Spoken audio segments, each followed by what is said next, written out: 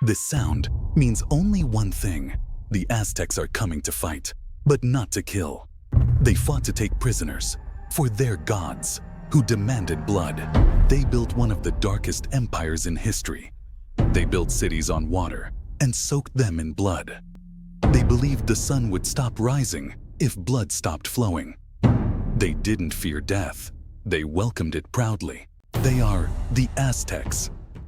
It looked like a dream, a floating city. Tenochtitlan, the heart of the Aztec Empire. Built on an island in the middle of Lake Texcoco, it held over 200,000 people, larger than London at the time. The Spanish couldn't believe what they were seeing. Wide causeways stretched across the water, linking the city to the mainland. Canoes moved like taxis. Fresh food floated in from Chinampus, man-made farming islands. This wasn't a jungle village. It was a marvel of urban planning. But at the city's core stood the Templo Mayor. Its steps were stained red.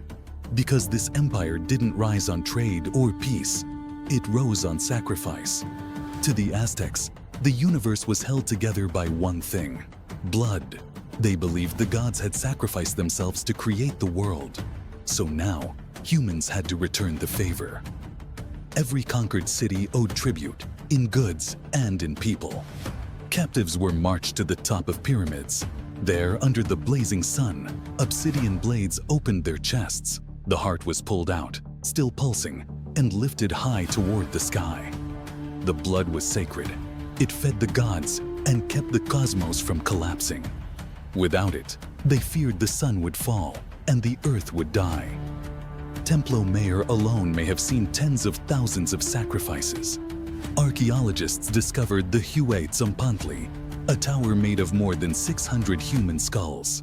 But they now believe that structure was part of a much larger rack, possibly holding thousands. Some victims were warriors, some were volunteers. And to make the dead unforgettable, they made them scream. It looked like a toy, a tiny ceramic skull with holes in its mouth. The Aztec death whistle screams. Literally, it emits a high-pitched, bone-chilling sound that mimics human terror. Some believe it was used during sacrifice to terrify witnesses. Others think it was part of war, blown before charges to shake the enemy's mind. The most chilling part: the first real whistle was found in the hands of a sacrificed man, clutched to his chest. Modern recreations have gone viral, and for good reason. Once you hear it, you don't forget it. But while some screamed, others feasted. Aztecs didn't just eat to survive. They ate to connect, to the gods, to the land, and to each other. Insects weren't gross. They were gourmet. Rich in protein, they were served to nobles fried in spices. Ant eggs, called escamoles, were considered Aztec caviar. Hairless dogs, called Xoloitzcuintli, were bred for both companionship and dinner. In special ceremonies, they were sacrificed and eaten. Turkeys, frogs, and lizards filled the markets.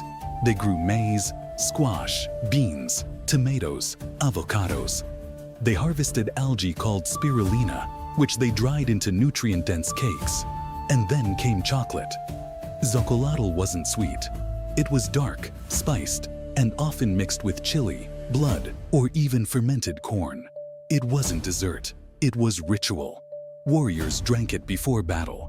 Priests used it in offerings. And Montezuma? He downed 50 ceremonial cups a day. Some Spanish accounts even whispered about ritual meals that blurred the line between religion and hunger. Not Aztecs eating people, but Spanish guests, sampling the divine. But this drink wasn't just sacred. It was currency. Gold glittered, but cacao ruled. A single cacao bean could buy a tamal. 10 could buy a night with a courtesan. 100, a small turkey. Markets were loud, crowded, and meticulously organized. Bartering was common, but cacao standardized it all. The emperor had massive storerooms filled with beans, not for eating, for financing. Taxes were paid in cacao. Warriors were rewarded in cacao, and stealing it was punishable by death. Even after the empire fell, cacao remained the backbone of Mexican currency for centuries. But while merchants traded beans, warriors hunted lives. Aztec war wasn't just conquest, it was theater. Soldiers didn't charge to kill. They fought to capture, to feed the temples. The flower wars were staged battles, often between allies, to collect sacrificial victims. Young warriors trained with wooden weapons so they'd learn control. Killing was discouraged. Wounding was perfect. If you captured 4 prisoners, you could ascend to the jaguar or eagle ranks. Jaguar warriors wore real pelts, their faces painted with fangs. Eagle warriors wore beaked helmets and feathered cloaks. They were elite shock troops and living symbols of divine power. They fought with obsidian-edged clubs that could slice through flesh like steel. But they rarely delivered the killing blow. That honor was reserved for the priests. And not all captured souls went to the altar. Some went to the zoo. Inside Moctezuma's palace was a garden of horrors. The emperor's private zoo held jaguars, pumas, crocodiles, eagles, monkeys, and humans, albinos, dwarves, people with birth defects. They weren't mocked. They were sacred, signs of divine interference. Moctezuma paid them to live in his walls. The animal cages were vast. Servants fed them with meat, sometimes from the sacrifice pits. Spanish chroniclers wrote of screams echoing through the night. Moctezuma's beasts were symbols of empire, beautiful, powerful, and dangerous. When Cortés saw the zoo, he ordered it destroyed. He couldn't stomach it, but no beast caged in Tenochtitlan matched what came from the sea. The Aztecs believed history was cyclical. Every age ended in disaster, and theirs would end, they feared, with fire from the east.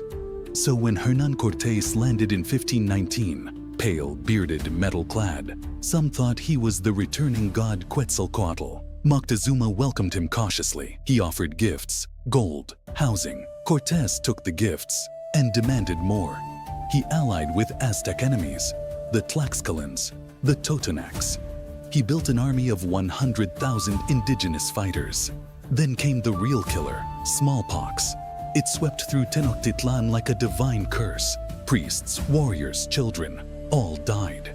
Entire city blocks turned to mass graves. By the time Cortés returned with siege weapons, the empire was already crumbling. Moctezuma was dead. Burned bridges, fallen temples, streets filled with corpses. Tenochtitlan fell in 1521, and with it, an empire vanished. The Aztecs built a world both advanced and terrifying. Their empire was brutal, but also brilliant. They carved science, art, and power into every stone. They were feared, they were misunderstood, and they refused to be forgotten. And the irony, the very disease that destroyed the Aztecs helped spread chocolate to the entire world. If this changed the way you see history, hit subscribe, turn on the bell, and tell us in the comments. Would you have climbed those pyramid steps?